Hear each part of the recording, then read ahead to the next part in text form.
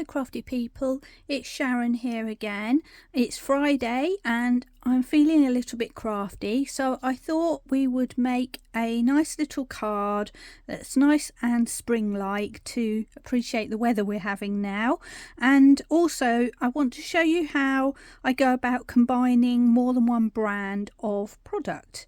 So if you'd like to see how I make this card, how to make this beautiful background, and also colouring in this beautiful little stamp here, stick with me and we'll work through it all, including how to perfectly place a stencil onto your piece of card. So to begin with, I'm just going to talk about the products we're using today. This image here is a beautiful new stamp from Lily of the Valley. It's not often that I actually craft with an item on the day that I receive it in the post, but in this case I actually did because I couldn't resist these cute little stamps. So if I just bring that in for you, here's the set, and as you can see it's got lots of bee related things. So we've got, this is the stamp that I've used, and we've got bears with bees and honey and this kind of thing, and a little beehive there, and also some beautiful standalone flowers that you could use. So there's plenty of opportunities within this set to make some beautiful cards. Now for my stencil, I've actually used a Tracy Hayes stencil, which I'll just bring in quickly. Tracy's got lots of lovely stencils, hopefully you can see that. I'm going to use that one today, and you'll be able to see that my piece of card is actually smaller than my stencil. So I'm going to be showing you a neat little trick to make sure that you can place your card correctly even when the card is smaller than the stencil. So let's get going.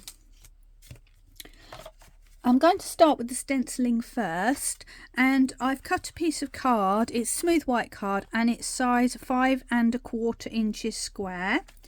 Just get my sticky tape off the back of my stencil. Easier said than done. Right, and we're good to go. So I have got my stencil here. You could use honestly, this is just about getting some techniques and ideas, so you could use any brand of stamps or stencils that you've got to hand. It's just a good way of, you know, mixing things together really. But as you can see, my piece of card is smaller than my stencil. I want to make sure my aperture is nicely placed. So what I actually did was I put my stencil on my piece of card like so, and I can see I've placed it where I want it to be, and you can see the edge of the card through the stencil. So the next thing I've done is taken a pencil and just drawn the corners of where my card is on my stencil. I've already done it on here, so I'm not doing it again, but you could do it with a pen if you prefer, but I like the idea of pencil because I can then rub it off, and when I'm using a different size of stencil I can do the same again. So now that I've got my stencil pencil lines in place, I don't know if you can see, there we go, and there's another one. So you can see that this stencil isn't perfectly square, so I've actually put my registration marks in place, and then I will know that I've got my aperture in the middle where I want it.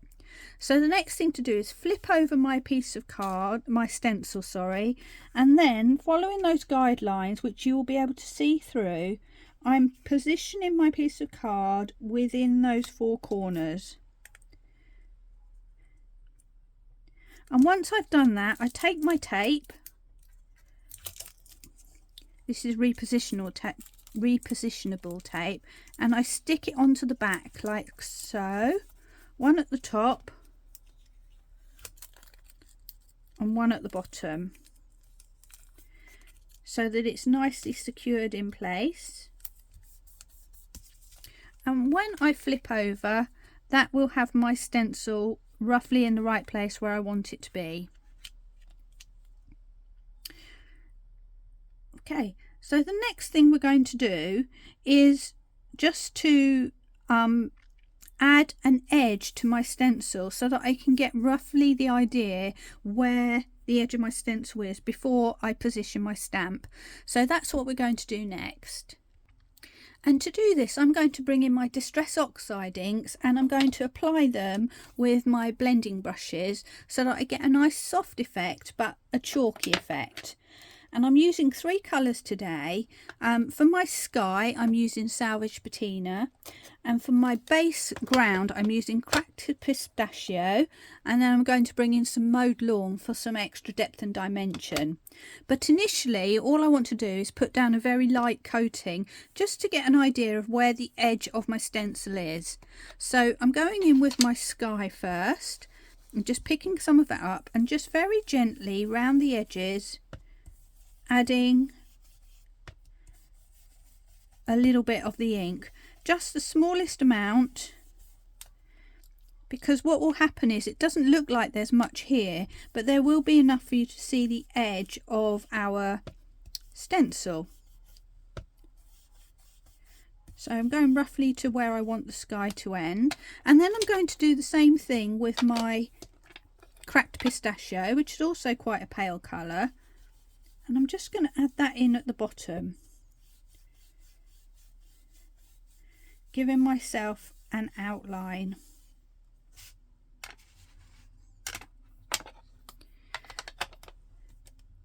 And the reason why I'm doing it pale is because I want to come in a minute and stamp over the top. And I want to be able to see where my outline is, but I want to not have too much colour that's going to affect my colouring on my stamp. So I'm hoping that you can see that I've got the very faintest line of the outer edge of my stencil. And leaving my stencil stuck on, I'm now just going to put my stencil, my piece of card, in place on my stamping platform so that I can go ahead and stamp my little bee. So let's just place that down. And it doesn't have to be dead square or anything. We're just trying to hold this in place so that I can get my little bee and give him a little stamp down. So taking my lovely Lily of the Valley stamp, look at all those beautiful stamps. They really are irresistible. I think this is a particularly nice set here. Right, there he is, my sleeping bee. Oh, sorry about the wobble there. And now, because I know exactly where the edge of my stencil is going to be, I can then place my little bee in position, knowing that he's going to be central to the image and central to the stencil. But what you might notice is that I have placed him up higher than the base. I could put him down here, but that going to leave a lot of space around. So I'm going to put him up a bit, and I'm actually going to extend that stalk down a little bit later. So that's him in place roughly. And I'm going to be colouring with my Ohuhu pens today, so that means that I'm going to stamp with a water-based ink pad, in this case Memento. So just off to the side, you won't be able to see it, I'm just going to apply my ink onto my image.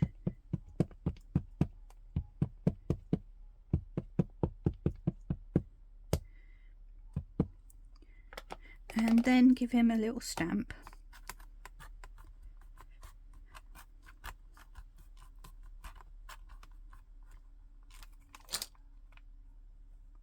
There, he's lovely and come out so cute. Now, if you're doing this yourselves, the next thing you need to do is to make a mask. I have got a separate video about how to create a mask, which I'll try to remember to add link into my description for you, rather than go through it all on here. But essentially I would re-stamp this image onto my masking paper or medium and cut that out, and I'll show you that in just a second. So I'm going to bring in my little mask now, and this is it, and as you can see, I've stamped it, but I haven't bothered picking up all of the detail. So if you compare my mask to my stamped image, I have cut off the antennae, I've cut off the tiny leaves and the stalk, because I'm not too worried about ink going over those, and I'll be able to cover that up really easily. So I'm going to put my little guy in place, just looking to line up something to get me started. So I'm starting with the wings, and I might need to just twist around and move a little bit just to line up everything else. Now, as these are fairly pale colours that I'm using in the background, it's not too much of an issue if it's not perfectly lined up, but there we go. And because I left my tape stuck to my stencil, I can now flip it back down and know that it's pretty much in the same place and re-stick it. So we're now in a position where we've got our stamped image in the perfect place, we've got it masked up, and we're ready. Now we can go at it with our inks.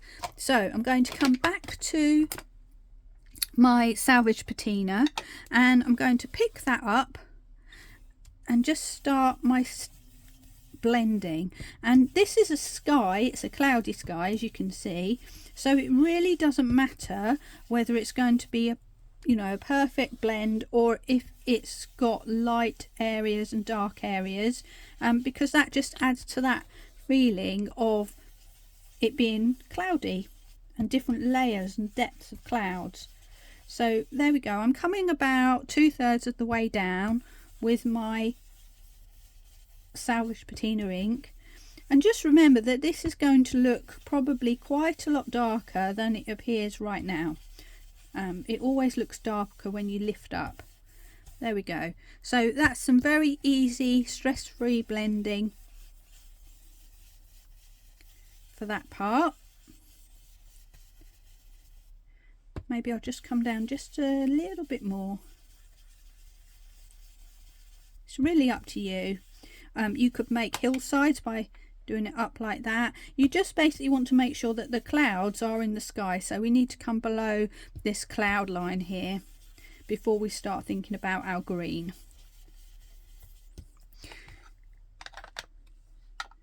Might just add a little bit more up there. There we go. I can't leave it alone, can I? Okay, so next, moving back to my cracked pistachio, I'm going to just spin my card around a little bit just to make it easier for me. I'm left-handed, so I like to work from left to right, and I'm going to do the same thing. I'm going to bring in my green.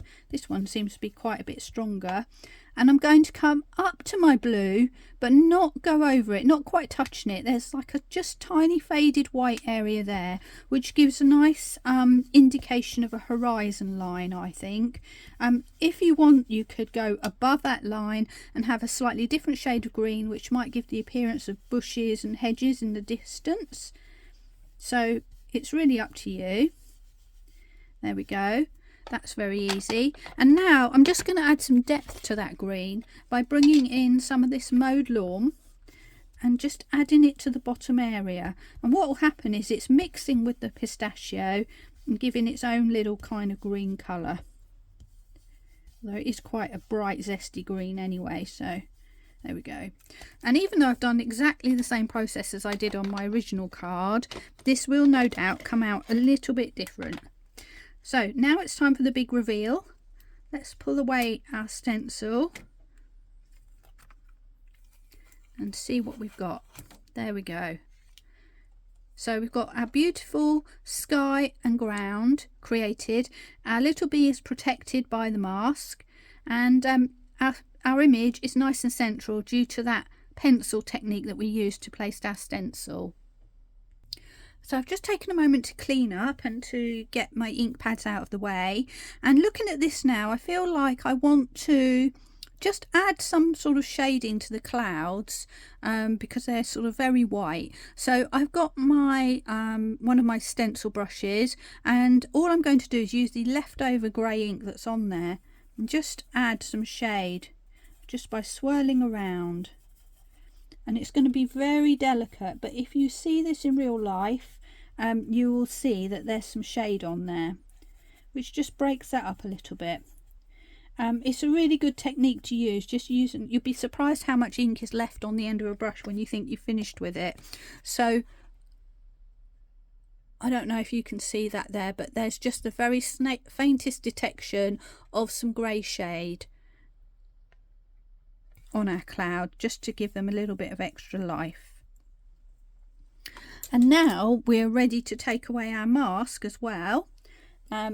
If this is a problem for you, what you can do is use a pokey tool just to poke in there and lift up like so, just to peel that away. And the good thing about that is that then you prevent yourself from actually ripping your mask, which means that you can use it again another time. So it's a handy little tip to have.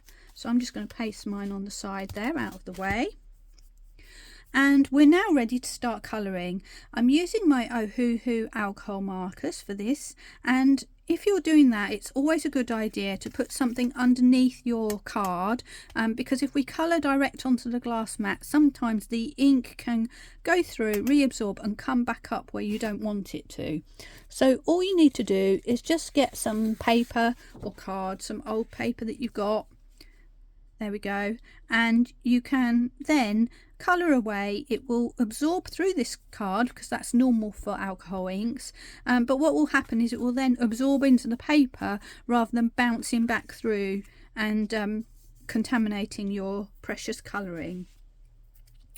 So what we'll do is we'll list each of these as we go through of our colours, but this little guy is actually quite quick to colour. I'm using the Honolulu pens, which have a brush and a fine nib on them, and that's because we've got some areas that are bigger and some that are quite small, so that's quite a good one to use if that's what you've got. Or again, you can use any brand or pen that actually suits you really. So let's grab our yellows and we'll start with the bee. I've picked 3 shades for my bee. I've got Y040, Y1 and Y9, and Y040 is the lightest, so I'm going to start with that, and I'm going to do the face first. I'm going to just cover the whole of the face area with a coating of my pale yellow.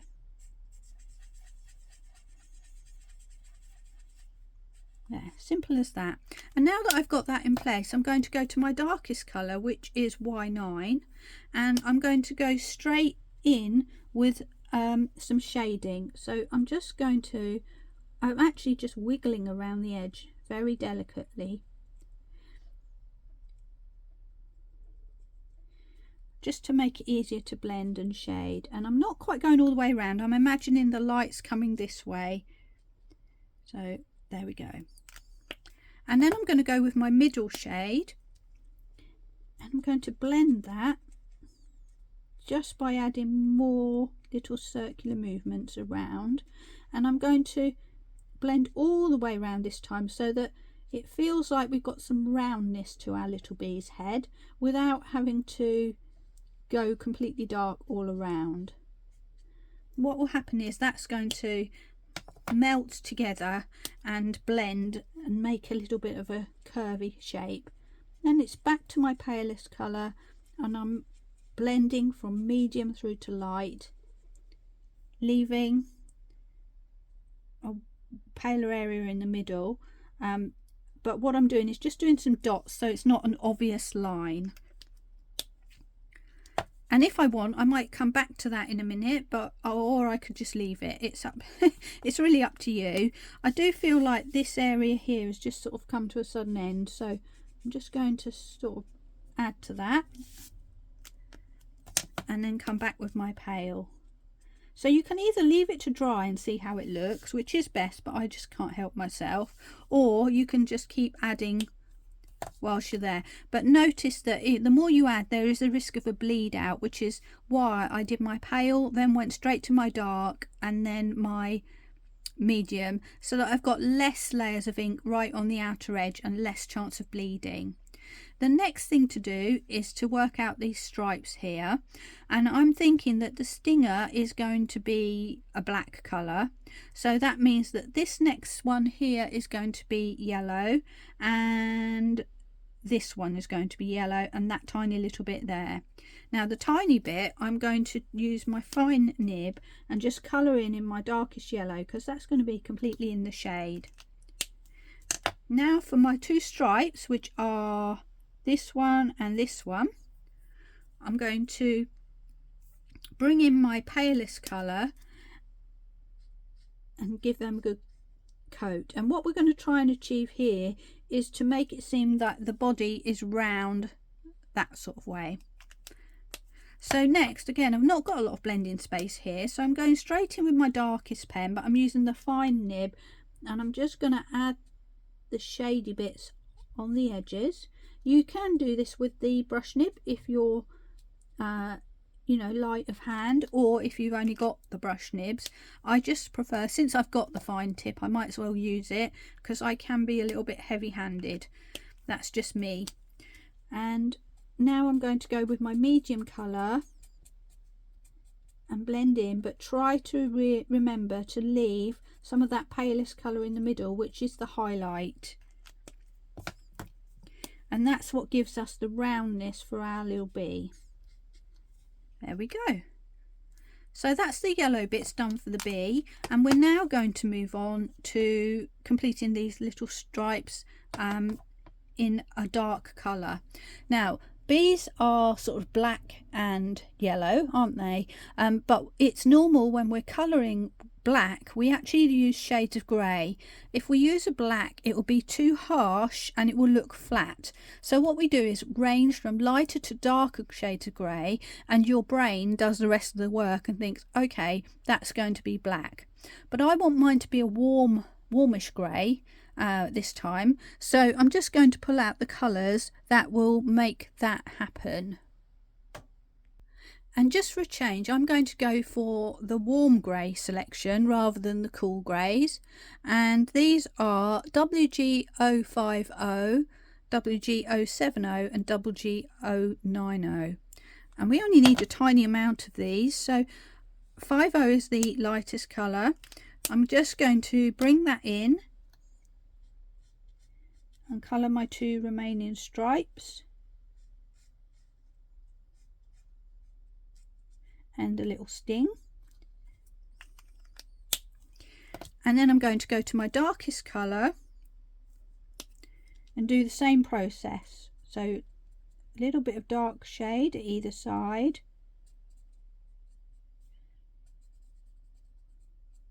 and in the case of the stinger I'm going to shade it at the bottom area. Then I'm going to go to the middle colour, and on the stripes only I'm going to add a little bit more and move further to the centre of the body, trying to keep the highlight area roughly in a row so that it adds to that feeling that this is a solid part of him that's sticking out. And then going back to my light, I'm just going to blend that tail, because that's so tiny, that little stinger, and then blend my medium to my light. And when that dries, we should have a nice graded appearance on our bee. And we've got some tiny little details to do, his nose and his antennae. So I'm going to go with my darkest colour and just colour those in flat, because really there's nothing to them. And this is why it didn't matter that I didn't mask those, because I knew I was going to go over them with a fairly dark colour and you wouldn't actually see that ink behind. So our bee is almost complete. We're just going to add some wings for him, and I'm having a pink flower here, so I thought I would do his wings in shades of pink, but I want them to be very pale, almost sort of translucent. So to achieve that, I'm going to use some very light pink colours and also my blender. So let's grab those now. So I bought in my blender pen, RV010, which is a very, very pale pink, and RV130. And for my wings, I'm going to start by adding a coat of blender, and what this does, it means that the ink that I apply afterwards will gradually fade out without a harsh line, and it will make it even paler than it is already. So I'm going with my palest pink, RV010, just adding that in the darker shady areas. And then my next colour, which is RV130, I'm just going to bring in at the bottom, just to add a little bit more depth. So these are going to come out quite pale indeed. I can blend my darker colour to my lighter colour once again, and I can go back to my blender just to soften those edges even more. But I do want a little bit of shadow on my wings, so I'm going to return to my warm grey colours and WG50, which is the lightest colour, and I'm just going to add a tiny hint of a line around the edges, just to give that feeling of shade and that one wing is behind the other, just by outlining the edges. And again, if I like, I can go back with my pink, or I can leave it exactly as it is. And then we've got the very, very palest impression of our wings there. And for added difference, we can add a bit of sparkle to those wings. So I've got a sparkle pen here. Now when you do this, it won't affect the alcohol ink at all. It won't mix and blend with that, but you do need to be careful of the edges of the memento ink that we've used, because that's water based, as is this, so you could get smudging. So just be careful not to go over those black lines when you're applying your glitter, and it will give the very subtlest little sheen, which you won't be able to see probably, but I'll wiggle it about just in case. When it dries, when you're at home, you'll be able to see a very delicate little sheen, not obvious glitter, but just a nice little sparkle, which I think is really nice for things like wings. Right, let's move on to our flower now.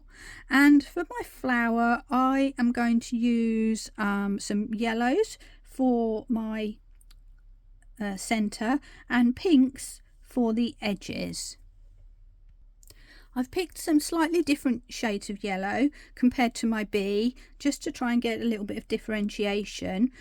So I've brought in, let's put them the right way, Y260 and Y180, and then I'm using my YG70 to provide the shade. Sorry, WG070. So my shading, I'm sticking with the warm greys just to pull it all together. So let's do this little middle area first, and what I'm going to do is just give this a little colour all over, and it's not that different, but it's just slightly different to the colour that I've used for the bee. It's a more of a duller yellow. And then using my darker colour Y180, I'm going to take the fine end, but you could do it with the brush end if you prefer, and add dots. I'm not colouring, I'm just adding dots, starting at the darkest area, which would be under his head because this is kind of like a pillow, and then fading them out as we get to the edge. And then to add a little bit of difference between the head and the middle of the flower, I'm coming in with my WG070 to put some shade in there. And all you need to do is just draw a line around the outline of the bee, just like that, and then all of a sudden we can see that that flower is underneath our bee. And then you might just want to go in and add some more of your dark colour just to intensify that.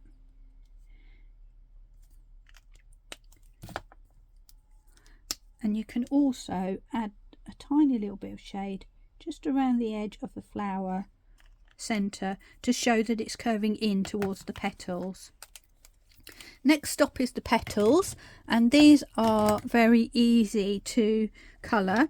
So I'm going to use the pink, the darker pink that I used in the wings, but this time I am coming in with a cooler grey, CG2, to create the shadows. And this is very easy to do because I'm basically just going to colour my petals in full all the way around.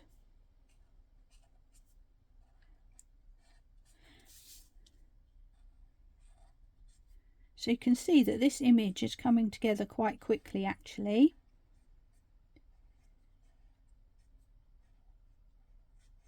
There we are. And the next thing I'm going to do is add the element of shade using the cool grey colour. So I'm just going to draw lines where I think the petals will be underneath another petal. I'm doing it quite randomly so they're not all the same, with a few flicks here and there just to add some texture.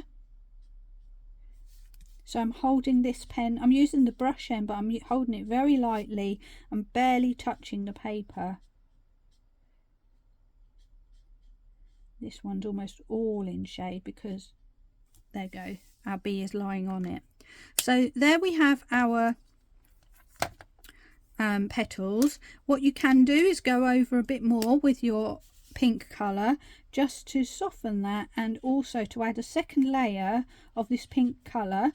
If you don't colour it all over, you will then find that you kind of get a third shade, so you get some layering and depth and light without actually having to go for another colour. So it's a very quick, easy way to do it.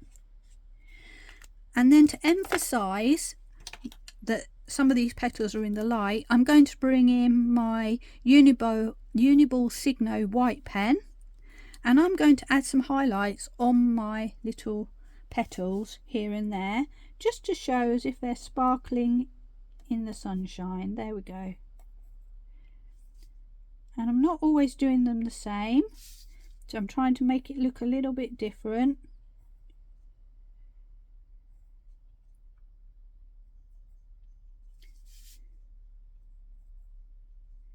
There we go. And then we have some nice highlights for our petals as well. And now it's time to move on to the leaves, but before we do that, I'm just going to extend this stalk very simply by using a fine liner pen, and I'm just going to pick a width of pen, so it's 0.3, which is similar to the width of the outline of this stamp, and I'm just going to pull that line down like that, and we're ready to go. So time to move on to the greens. So again, I've picked 2 shades of green, and I'm going back to my warm greys to bring in a shadow. So the shades of green I've got are G140, G190 and WG90, which is my darkest grey to use for the shading. Now before we begin, I'm going to just have a look at these tiny little leaves here, which I can colour in with my pen. I'm going for the darkest colour and just touching in. There's not going to be any shading because these are tiny, literally, you know, millimetres wide. So that's those done.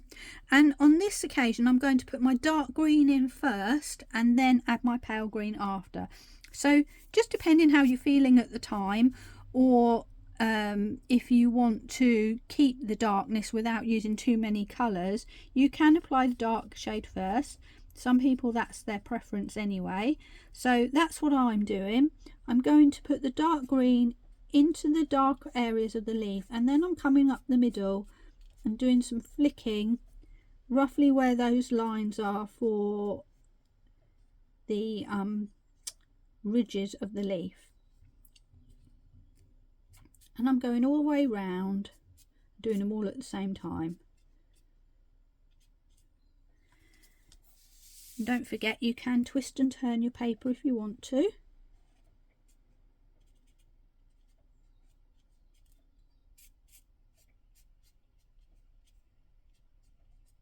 There we go. And And then I'm going with my paler colour, which is G140, and this is a similar colour to the cracked pistachio ink that we started out with. And I'm just going to colour the rest of my leaves with that.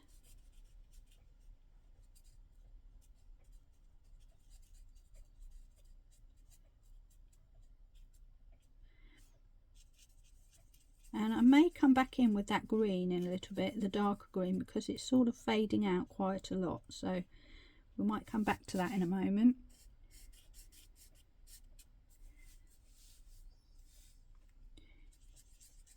But meanwhile, I'm just colouring in the remaining bits of the leaves.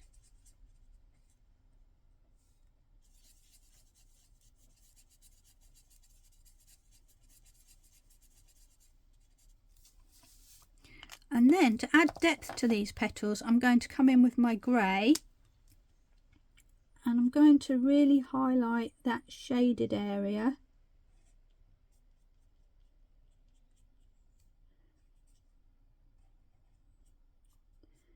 Which is where the leaves are underneath the petals. And where the leaves are underneath each other as well.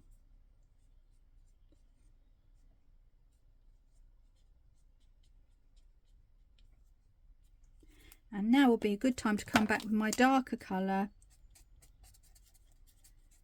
and just add that back in, just to reinforce that darker shade. And you'll see that that now is sitting on top,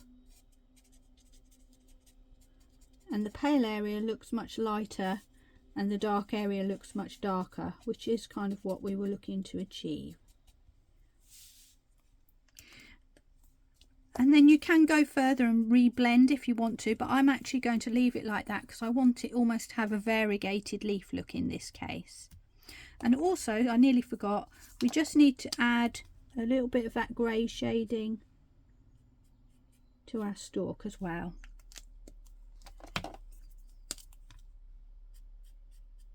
That's my pale colour.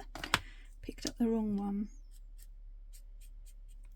There we go. So now it's time to add some finishing touches to our picture.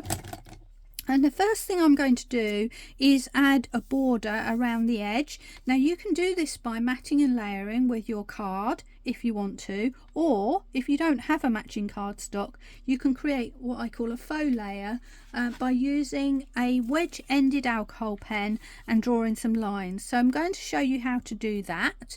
I just need to grab one of my pens with a wedge end on it. So this time I've still got an Ohuhu pen, but this is one where it has a wedge on the end, like so. It can be done with a brush end, but it's a little bit more fiddly. So if you're going to do that, I'd perhaps edge your card first before you start doing all of your precious colouring and inking and everything. That way, if it goes wrong, you can just flip it over or get another piece of card. But this is ever so simple to do if you have got a wedge pen or a hard nibbed pen, basically. And what we're going to do is take a spare piece of card and just butt it up towards the edge of my main card, just leaving a tiny little edge, trying to make it as even as you can, top and bottom, but you do it by eye. And then taking the wedge pen and holding the card down firmly, just pull that pen all the way from top to bottom, and that will give you a line on the edge of your card. And then you just turn and do the same again.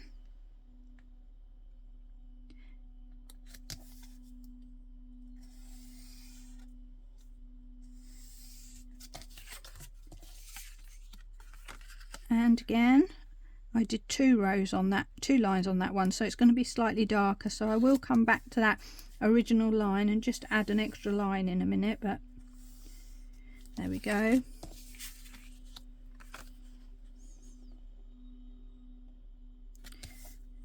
The final edge. And with this, as long as you're holding your card down with your hand, it's better to go fast with your movement, then the ink won't pool and blot. So you kind of got to be brave, commit, and just go for it. There we go, just added an extra layer on that final corner, or the first corner, just so that they're all the same. And now I'm going to add some further framing detail using my fine liner pen with a tried and trusted trick of mine that I like to do, and that is to add wibbly lines just inside of this, which gives another feeling of matting and layering without actually having to do anything. So we'll go all the way around. As you can see, I haven't applied my sentiment yet, and I'm doing all of this first so that I make sure that I can, when I come to do my sentiment, it's going to be within the frame that I've created and not running over the edge. There's nothing worse than you go to all this trouble and then you can't fit your or you've put your sentiment in and you can't do your frame around it because it's too close to the edge.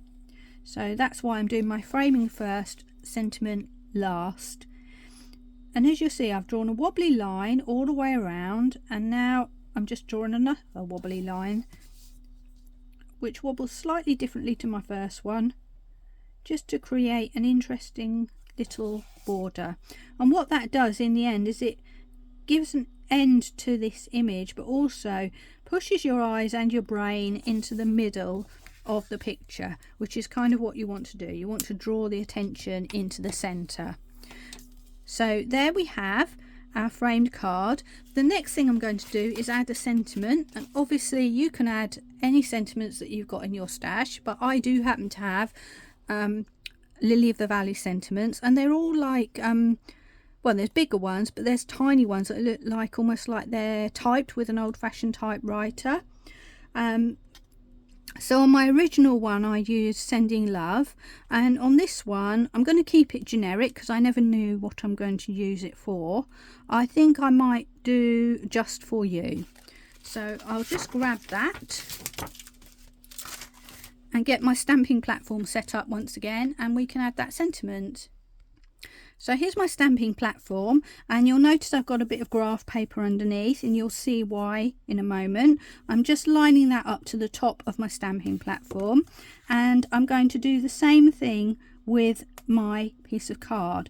And once again I'm putting it in place, but I'm going to just add pencil to show the registration marks of where my card is positioned, because I'm going to remove it in a minute. So let's do that. Again, butted up to the top, nicely in place. My magnets are sticking to each other. Okay, and now it's time to pick my sentiment, which was Just For You. There's lots of generic ones on here, like Sending Love. There's birthday ones as well, and some larger sentiments if you like that kind of thing. Oh no, I wasn't doing Sending Love, sorry. I picked up Sending Love and I'm waffling now. Just For You. Peeled off the wrong one.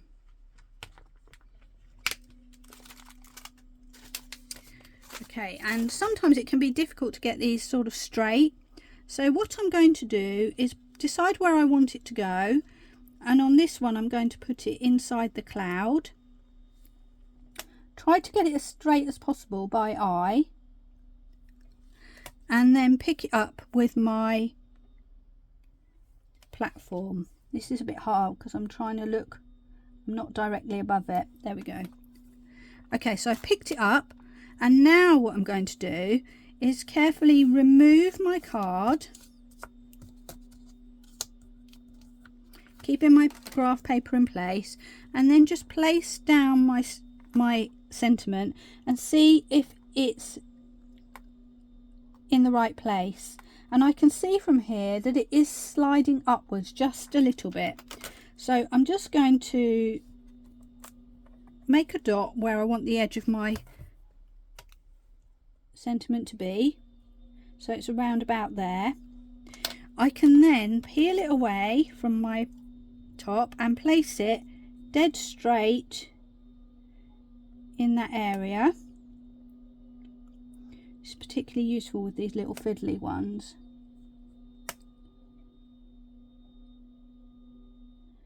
And I can even do a little test stamp if I want to, so let's do that. And for this this is a very tiny little sentiment. I want it to come out crisp and clear, so I'm swapping ink pads, and I'm using a VersaFine Clair, which is highly pigmented and will give me a nice nice sharp image, hopefully. So I'm just stamping that up and pressing it down, and as you can see, that looks perfectly straight against my graph.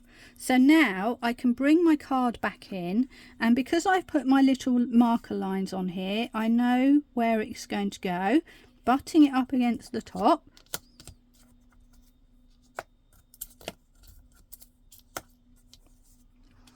And then I can re-ink my sentiment and press it in place, and we should have a perfectly straight sentiment sitting there in the middle of our card. Now if you don't want to go to that trouble, you don't have to. You can have a look and place it by eye, or you can place it at a jaunty angle so that it's like deliberately set at an angle, which is a trick that I use all the time. So it's really up to you, but that's just another option really of showing you how you can put in place a nice sentiment. Now I feel like I have left an area blank up here. My previous card, if I bring it in, I put it at the top of the card so there was sort of more of a flow, but on this one I feel like there's something missing. And so what I'm going to do is add a little bee up in the corner. So let me just grab my set once again, and then within that there are some tiny little bees, and what I've noticed, I've got a smudge here, I've got a smudge down here, don't know how that happened, and I've got a blank area here. So let's pick some of these tiny little bees. I've got 3 to choose from in the very tiny bees, so let's have a look. Let's get them out.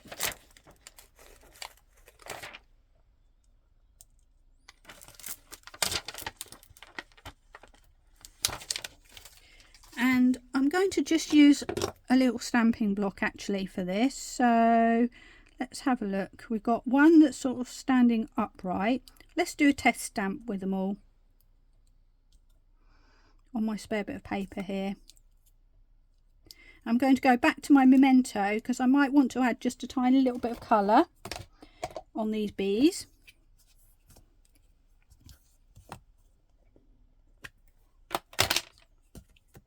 So I'm going off track a little bit here, but it's all good learning experience.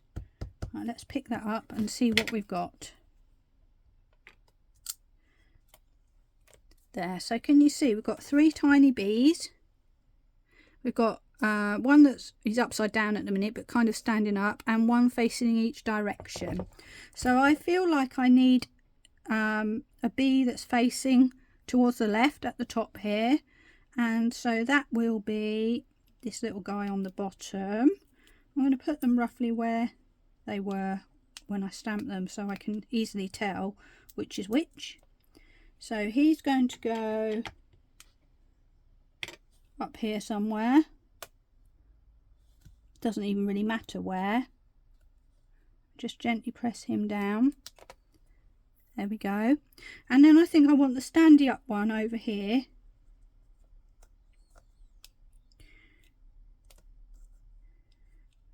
And I'm going to cover that little blot.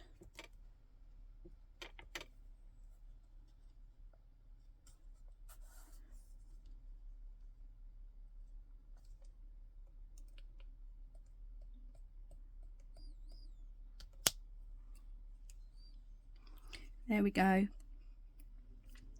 So that's 2 blots covered, 1 to go. I can't really put a bee down here, I don't think, because he's going to be sort of grounded. So we'll come back to that in a moment. Time to get my item out of my stamping platform now. So let's get rid of that.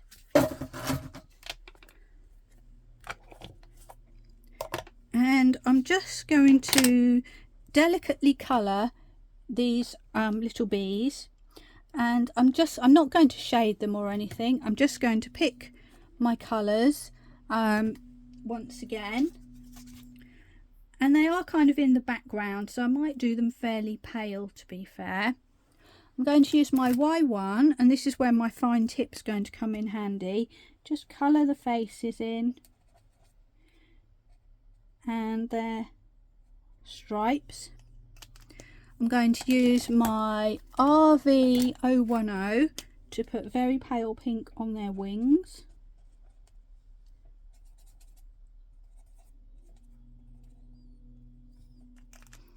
And I'm going to use WG050 to just fill in their black stripes. So no shading whatsoever there.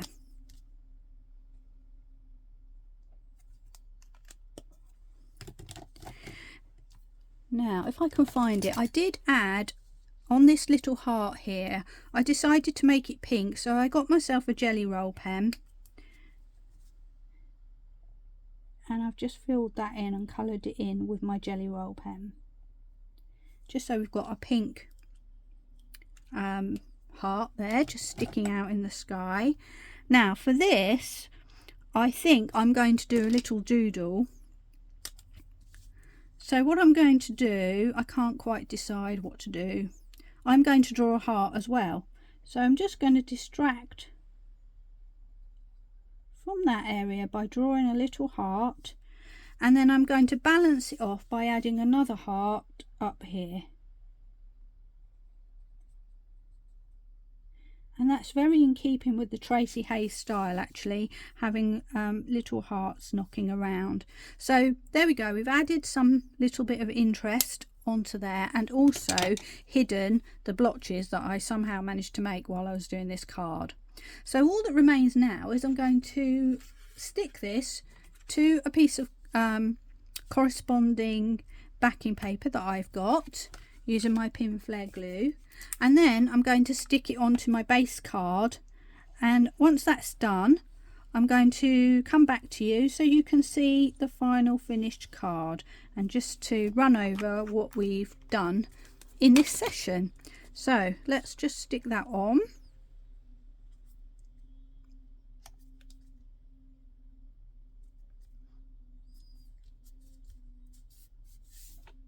There we are, and now I just need to add it to my final card, so I'll be back in a second with that finished card for you.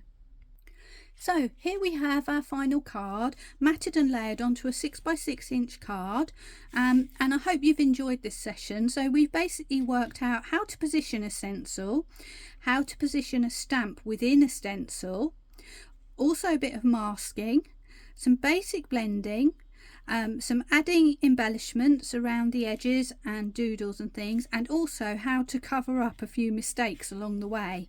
So hopefully there's been a lot of learning moments in there for you. I hope you enjoyed it, and if you're still here with me at the end of this video, thank you as always for sticking with me. Please share freely with your friends this tutorial if you want to. I'm happy for it to be shared with anyone who wants to watch it. So that's it for me for now. I'll be back soon with another tutorial video. Meanwhile, I hope you have a lovely day, and I look forward to seeing you soon. Bye.